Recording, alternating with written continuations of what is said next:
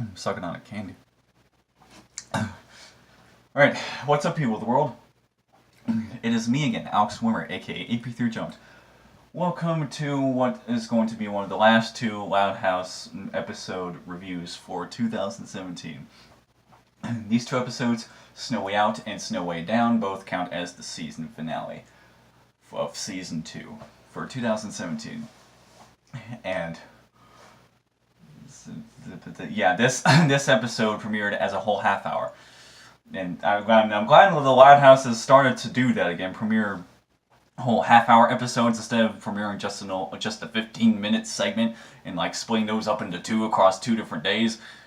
Because you know I've already ranted about that. But anyway, by the way, this is one of multiple takes that I've tried to do for this little video.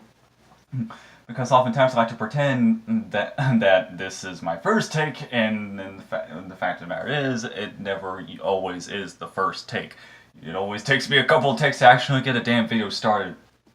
I was very bad at that when I used to do vlogs, but we're not doing vlogs now, are we? We're doing an episode review.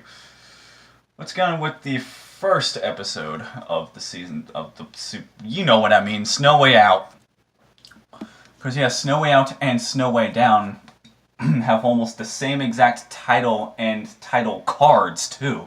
So yeah, everything's almost exactly the same, which led me to believe that both were somehow the same episode. But actually, they're not. Even the commercials kind of lead you to believe that. But as it turns out, both are 2 different episodes, even though they have almost the same title. And the title cards look almost exactly the same, with the only differences being that for Snowy Out's title card, the arrow points to the right. This is mirrored. It points to the right, and Snowy Down's on the title card has an arrow pointing down. So I'm having to point both directions because this camera is mirrored while I'm filming, and yeah. These episodes aren't Christmas specials either per se, but they're just rather winter-themed episodes. Even though Snowy Out has a Christmas song for the title card music for some reason. I don't really know why, because it's just a winter episode. It's not a Christmas episode like I just said. So what's Snowy Out about? Well, it's one of the very one of only 4 episodes where Lana is the main focus. One of my favorite Loud children, because she is adorable as all freaking be. And so yeah, it involves her convincing her siblings to go to Burp and Burger to win like a golden wrapper or whatever, for her to be able to win an opportunity for her to be a part of the pit crew for her favorite racer by the name of Bobby Fletcher. Now, I'll give you a fun fact about her near the end. So, yeah. Bobby Fletcher, who, by the way, looks very similar to Danica Patrick.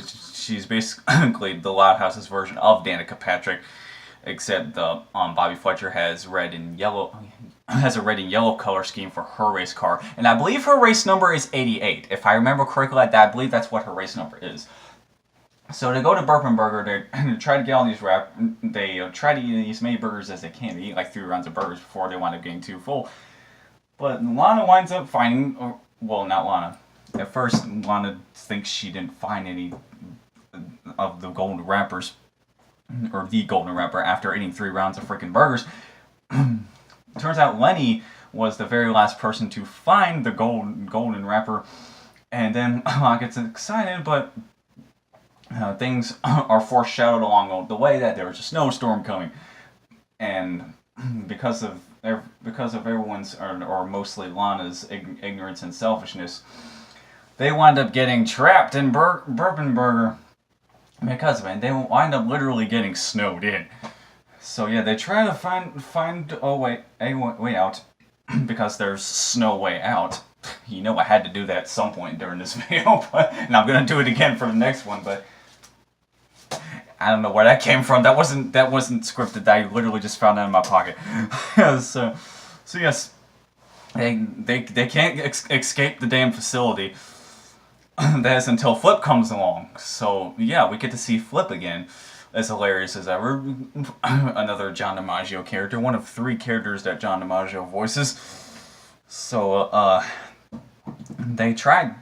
They can't get out unless they give Flip like the golden wrapper to, because he wants the prize too. And then Lana reluctantly gives up the prize, and then the rest of her siblings are very proud of her for giving up what she wanted for her and her own, for her siblings and her own safety, so they won't literally freeze to death, because that was what was happening. There was one. And actually, there was one point where there was kind of an emotional moment where everyone was shivering and they were all huddling up together. That was one of the first of the dramatic moments we're going to see in season 3. I'll talk about that in a sec. But yeah, this moment was a pretty heartbreaking moment. It only lasted a couple seconds, but still. So yeah, after Flip agrees to save them, because during this time, Lana tried to fix up Van Zell, which was broken down. It was all frozen. First, she tries to tell the Van Zell, but then as soon as they get to Van Zell, they find out Van Zell doesn't even work anymore because of how damn cold it is outside. So yeah, Flip saves them basically. And then Flip and the rest of the gang find someone in the middle of the damn blizzard. Lo and behold, this person happens to be Bobby Fletcher. And Lana winds up fixing her car, and then Bobby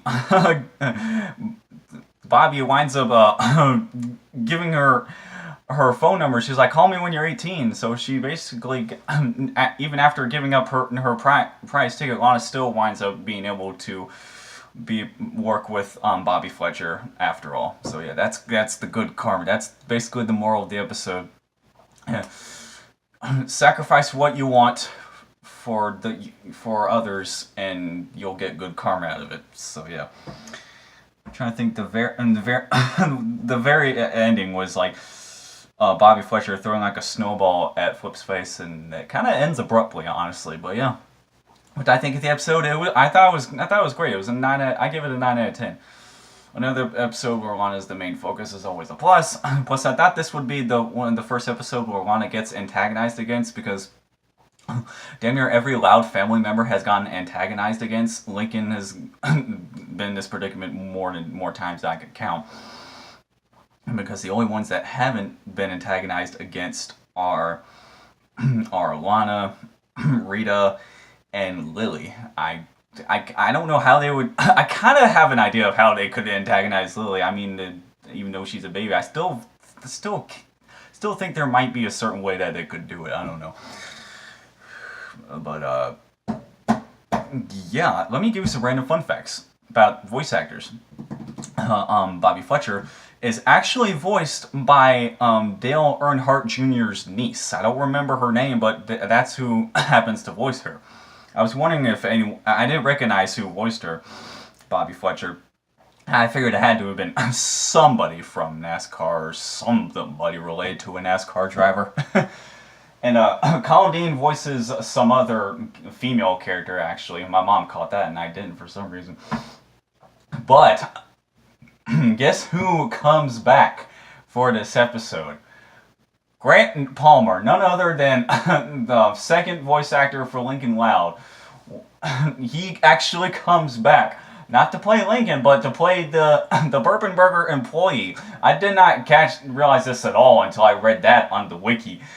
And I was like, oh shit, they brought back Grant Palmer. They actually brought him back. I was really hoping that they'd bring Grant Palmer back.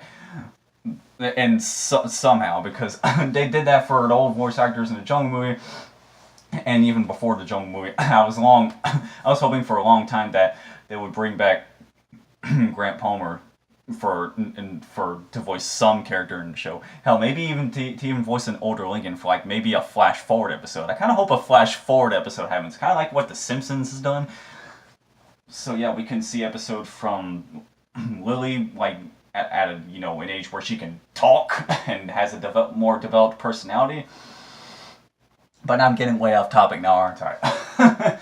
So yeah, if you like this if you like this video, then don't forget to subscribe. Be sure to stay tuned for the next Lattice episode review. By the way, Snow White out this episode. It's actually the 100th episode. It's actually the 100th. It's actually the 100th segment overall. So yeah, that's pretty cool. And there's nothing really to acknowledge that sort of thing, but there haven't been 100 full half hours yet. But until that happens, well, I guess the 100th episode will never be celebrated for this show, not at least. But anyway. What the hell was I? Oh yeah, stay tuned for the season finale. My review for the season 2 finale of The Loud House, Snow Way Down. Anyways, I'm Alex Moore, aka Peter John. Thank you so much for watching until the end. That is it for me, and I will see you soon. Goodbye. I know why I almost botched that outro, but oh freaking well. Alright, goodbye. Forgot to point this out in an older review, but Luna references Britney Spears in an older episode. I don't know if I brought that up or not, but I'm just waiting for her to reference certain songs. I'm dying for her to reference certain songs. Alright, goodbye.